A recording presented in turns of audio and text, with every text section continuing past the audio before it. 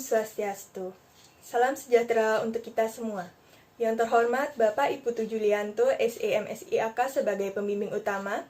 Yang terhormat Bapak Profesor Dr. Ananta Wikrama Tunggaatmaja, SEMSIAK sebagai pembimbing pendamping. Dan yang terhormat Ibu Made Ari Wahyuni, SEMSI sebagai penelaah. Perkenalkan, nama saya Pandey Putu Ayu Sucinariani dengan NIM 1817051228 dari Prodi S1 Akuntansi. Di sini saya akan mempresentasikan proposal penelitian dengan judul Pengaruh Likuiditas, Leverage, dan Margin Laba Bersih terhadap pemilihan metode penilaian persediaan pada perusahaan dagang yang terdaftar di Bursa Efek Indonesia tahun 2018 sampai tahun 2020. Nah, di sini ada 3 subbahasan yang akan dibahas. Yang pertama yaitu ada pendahuluan, kemudian kajian teori, dan yang ketiga yaitu metode penelitian. Langsung saja ke pendahuluan, yaitu di sini ada latar belakang, di mana sejak awal tahun 2020 dunia telah dihebohkan dengan adanya wabah virus corona yang berasal dari Cina. Indonesia menjadi salah satu negara yang menghadapi adanya pandemi COVID-19 ini yang mempengaruhi banyak aspek bidang yang ada. Salah satunya yaitu pada bidang perekonomian, di mana laju pertumbuhan ekonomi di Indonesia ini dipengaruhi besar oleh laju pertumbuhan yang ada di Cina. Selain itu, adanya COVID-19 juga sangat berpengaruh terhadap rantai pasokan atau supply chain perusahaan terutama yang mendapatkan persediaan dari Cina. Dalam hal ini, khususnya adalah perusahaan dagang yang biasanya memang telah menyediakan persediaan dari awal untuk proses kegiatan operasional perusahaan. Nah, dalam perusahaan dagang, persediaan ini merupakan salah satu unsur dari aset yang sifatnya aktif dan memiliki peran penting dalam perusahaan. Persediaan adalah sejumlah barang atau bahan yang dimiliki perusahaan yang tujuan selanjutnya untuk dijual atau diolah kembali, sehingga dapat diartikan bahwa persediaan ini memiliki andil yang besar dalam menjaga stabilitas operasional perusahaan, di mana dalam peningkatannya diperlukan dukungan berupa pemilihan metode akuntansi persediaan yang tepat bagi perusahaan dagang. Nah, pentingnya pemilihan metode akuntansi persediaan ini untuk proses pengendalian persediaan perusahaan, di mana tidak semua perusahaan memiliki kebijakan yang sama, dikarenakan metode akuntansi persediaan yang digunakan ini juga harus memperhatikan jenis kegiatan operasional perusahaan. Nah, berdasarkan PSAK nomor 14 tahun 2015, terdapat 2 metode pemilihan persediaan, yaitu metode FIFO, first in first out, dan metode rata-rata tertimbang atau metode weighted average. Nah, untuk mengetahui kualitas dari informasi mengenai pemilihan metode penilaian persediaan, maka diperlukan pengujian terkait faktor-faktor apa saja yang mempengaruhinya. Nah, dalam penelitian ini digunakan 3 variabel, yaitu likuiditas, leverage, dan margin laba bersih yang dianggap peneliti berpengaruh penting untuk pemilihan metode persediaan. Selanjutnya yaitu identifikasi masalah. Nah, berdasarkan latar belakang yang telah dijelaskan tadi, identifikasi masalah yang diperoleh dalam penelitian ini yaitu berawal dari dampak adanya COVID-19 yang berpengaruh terhadap supply chain atau rantai pasokan persediaan dalam perusahaan dagang, di mana selanjutnya terdapat perbedaan dalam pemilihan metode persediaan, ada 2, yaitu metode FIFO dan metode rata-rata, yang dimana dari kedua metode tersebut terlihat dari laba yang dihasilkan dari masing-masing metode. Nah, di mana hal itu juga nantinya akan mempengaruhi manajemen serta pihak-pihak lain yang berkepentingan dalam pengambilan keputusan perusahaan. Nah, terkait hal tersebut juga, nantinya kesimpulan dari hasil penelitian dapat digunakan untuk acuan lebih lanjut dalam pemilihan metode penilaian persediaan yang dipilih oleh perusahaan apakah sudah tepat atau belum. Selanjutnya ada pembatasan masalah. Di sini ada 2 pembatasan. Yang pertama yaitu variabel independen yang akan diuji ada 3. Kemudian variabel dependennya yaitu metode akuntansi persediaan. Pembatasan yang kedua yaitu sampel yang digunakan dalam penelitian ini adalah perusahaan dagang yang terdaftar di Bursa Efek Indonesia pada periode 2018-2020. Nah, berikutnya rumusan masalah, di mana di sini ada 3, yaitu yang pertama, apakah likuiditas memiliki pengaruh terhadap pemilihan metode penilaian akuntansi persediaan. Kemudian yang kedua, apakah leverage memiliki pengaruh terhadap pemilihan metode penilaian akuntansi persediaan. Dan yang ketiga, yaitu apakah margin laba bersih memiliki pengaruh terhadap pemilihan metode penilaian akuntansi persediaan.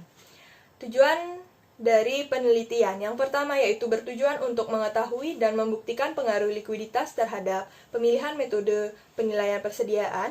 Yang kedua yaitu bertujuan untuk mengetahui dan membuktikan pengaruh dari leverage terhadap pemilihan metode penilaian persediaan, dan yang ketiga yaitu bertujuan untuk mengetahui dan membuktikan pengaruh margin laba bersih terhadap pemilihan metode penilaian akuntansi persediaan. Selanjutnya ada manfaat penelitian. Di sini ada dua. Yang pertama yaitu manfaat teoritis, di mana penelitian ini diharapkan dapat dijadikan sebagai bahan kajian untuk menambah pengetahuan dalam bidang ekonomi, serta dapat menjadi referensi untuk melakukan penelitian selanjutnya yang berhubungan dengan penelitian ini. Yang kedua ada manfaat praktis. Di sini bagi peneliti diharapkan dapat berguna untuk menambah ilmu pengetahuan dan dalam pengaplikasian teori yang telah diperoleh untuk ke dunia kerja nantinya. Yang kedua bagi perusahaan diharapkan dapat digunakan sebagai bahan pertimbangan dalam pengambilan keputusan, juga penentuan kebijakan sehingga nantinya dapat meningkatkan laba dan kinerja perusahaan. Yang ketiga bagi pembaca diharapkan dapat memberikan informasi, tentunya pengetahuan dan juga penambahan wawasan mengenai pemilihan metode penilaian persediaan. Dan yang terakhir bagi pihak akademik atau peneliti selanjutnya diharapkan dapat berguna untuk proses pengembangan ilmu pengetahuan akuntansi khususnya yang berkaitan dengan persediaan. Selanjutnya ke sub pembahasan yang kedua yaitu kajian teori. Di sini ada dua grand teori utama, yaitu yang pertama yaitu teori akuntansi positif. Teori akuntansi positif berusaha untuk menjelaskan fenomena akuntansi yang diamati di dalam masyarakat, di mana dalam artian lain, teori akuntansi positif ini dimaksudkan untuk memprediksi konsekuensi yang terjadi jika manajer menentukan pilihan tertentu. Nah, menurut Scott, pada tahun 2012, manajer memiliki kecenderungan dalam melakukan suatu tindakan yang menurut teori akuntansi positif dinamakan sebagai tindakan oportunis, di mana tindakan manajer untuk melakukan manajemen laba tersebut didasari atas motivasi pribadi yang berarti bahwa manajer akan memilih metode akuntansi penilaian persediaan yang tepat yang dapat menguntungkan perusahaan dan dirinya sendiri. Kemudian selanjutnya grand teori yang kedua yaitu teori keagenan atau agensi teori. Nah, menurut Anthony dan Govinda Rajan tahun 2005, teori agensi adalah hubungan atau kontrak yang terjadi antara prinsipal dan agen. Nah, dalam konflik kepentingan yang terjadi pada penelitian ini itu antara prinsipal dan agen, yaitu dalam pemilihan metode akuntansi penilaian persediaan ini terkait dari laba yang akan dihasilkan perusahaan, di mana prinsipal cenderung lebih menyukai metode rata-rata karena akan menghasilkan laba yang jumlahnya lebih kecil dibandingkan dengan menggunakan metode FIFO, karena dengan metode tersebut dapat mengurangi pajak yang akan dibayarkan. Sementara agen itu lebih cenderung menyukai metode FIFO yang menghasilkan laba dengan jumlah yang lebih besar. Berikutnya adalah kajian hasil penelitian yang relevan. Di sini yang pertama dari Yunitasari Rioni tahun 2020, di mana hasil penelitiannya itu menunjukkan bahwa ukuran perusahaan dan margin laba bersih berpengaruh terhadap pemilihan metode penilaian persediaan. Yang kedua dari Winda Meilia tahun 2019, menjelaskan bahwa variabel likuiditas dan leverage tidak memiliki pengaruh terhadap pemilihan metode penilaian persediaan. Yang ketiga ada Kadim dan kawan-kawan tahun 2019, menjelaskan bahwa rasio lancar dan margin laba kotor berpengaruh secara signifikan terhadap pemilihan metode penilaian persediaan. Yang keempat ada Bunga Sazuka dan kawan-kawan tahun 2019, menghasilkan bahwa leverage, intensitas modal, margin laba kotor, dan besaran perusahaan secara simultan berpengaruh secara tidak signifikan terhadap pemilihan metode penilaian persediaan. Yang kelima ada Nata Siregar tahun 2017, menunjukkan bahwa likuiditas dan laba sebelum pajak tidak berpengaruh terhadap pemilihan metode penilaian persediaan. Dan yang terakhir dari Alika Latifah Hanum tahun 2016 itu menjelaskan bahwa rasio lancar dan leverage tidak berpengaruh terhadap pemilihan metode penilaian akuntansi persediaan. Berikutnya adalah kerangka berpikir. Kerangka berpikir dalam penelitian ini yaitu menggambarkan hubungan antara variabel independen dan variabel dependen. Nah, dalam penelitian ini ada 3 variabel independen yaitu likuiditas, leverage, dan margin laba bersih yang berpengaruh terhadap variabel dependen yaitu metode akuntansi persediaan. Yang keempat ada hipotesis penelitian. Di sini ada 3 hipotesa. Hipotesa yang pertama yaitu likuiditas berpengaruh positif dan signifikan terhadap pemilihan metode penilaian persediaan. Hipotesa kedua yaitu leverage berpengaruh positif dan signifikan terhadap pemilihan metode penilaian persediaan. Dan hipotesa ketiga yaitu margin laba bersih berpengaruh positif dan signifikan terhadap pemilihan metode penilaian persediaan. Nah, sub pembahasan yang terakhir yaitu metode penelitian. Diawali dengan rancangan penelitian, di mana penelitian ini bertujuan untuk menguji pengaruh likuiditas, leverage, dan margin laba bersih terhadap pemilihan metode penilaian persediaan pada perusahaan dagang yang terdaftar di Bursa Efek Indonesia tahun 2018 sampai tahun 2020.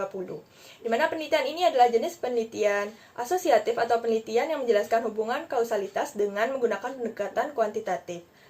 Penelitian ini diawali dengan merumuskan permasalahan dan fenomena yang didasari oleh latar belakang, kemudian menguraikan teori-teori dan dasar empiris sebagai bukti hasil penelitian, dan menetapkan waktu lokasi penelitian, pengumpulan data, kemudian menganalisis data hingga kemudian menyajikan hasil analisis. Berikutnya adalah populasi dan sampel. Jumlah perusahaan dagang yang menjadi sampel dalam penelitian ini adalah sebanyak 70 perusahaan dagang, di mana metode penentuan sampel yang digunakan adalah metode purposive sampling, yang diartikan sebagai teknik penentuan sampel dengan pertimbangan tertentu. Metode ini juga diartikan sebagai penentuan sampel dengan menggunakan berbagai kriteria yang telah ditetapkan. Nah, dalam penelitian ini ada dua kriteria yang digunakan. Yang pertama yaitu perusahaan dagang yang terdaftar di Bursa Efek Indonesia dan mempublikasikan laporan keuangan perusahaannya selama 3 tahun pengamatan. Yang kedua yaitu perusahaan dagang yang menggunakan metode penilaian persediaan FIFO atau metode rata-rata yang konsisten selama tahun pengamatan. Nah, bisa dilihat pada gambar bahwa seperti yang dijelaskan tadi, total perusahaan dagang yang digunakan itu ada 70. Di sana ada 18 perusahaan yang tidak mempublikasikan laporan keuangan sesuai tahun pengamatan. Kemudian 22 perusahaan yang tidak konsisten dalam menerapkan satu metode penilaian persediaan, sehingga jumlah sampel akhir menjadi 30 dikalikan periode 3 tahun menjadi 90 sampel. Nah, berikutnya adalah daftar nama perusahaan yang memenuhi kriteria, yaitu ada 8 yang menggunakan metode FIFO dan 22 yang menggunakan metode rata-rata. Nah, berikutnya ada variabel dan definisi operasional variabel penelitian. Yang pertama ada variabel dependent. Di sini adalah metode penilaian persediaan yang bersifat kualitatif dan merupakan variabel dummy. Nah, variabel dummy merupakan variabel yang bersifat kategorikal, yang diduga memiliki pengaruh terhadap variabel yang bersifat kontinu, di mana indikator penggunaan pada variabel terikat ini dilakukan dengan menggunakan skala nominal. Indikator variabel ini memberikan nilai 0 pada pemilihan metode persediaan FIFO dan memberikan nilai 1 pada pemilihan metode persediaan rata-rata. Kemudian ada variabel independen, di sini ada 3, yaitu ada likuiditas, di mana pengukurannya itu menggunakan current ratio, yaitu aktiva lancar dibagi dengan hutang lancar. Yang kedua, leverage, di mana rumusnya yang digunakan itu menggunakan debt to total asset ratio, yaitu total hutang dibagikan dengan total aktiva. Yang terakhir ada margin laba bersih, dengan menggunakan rumus net profit margin, yaitu dengan membagi laba kotor dibagi dengan penjualan dikalikan dengan 100%. Berikutnya ada metode dan instrumen pengumpulan data, di mana jenis data yang digunakan dalam penelitian ini yaitu data kuantitatif yang merupakan data yang berbentuk angka atau data kualitatif yang diangkakan.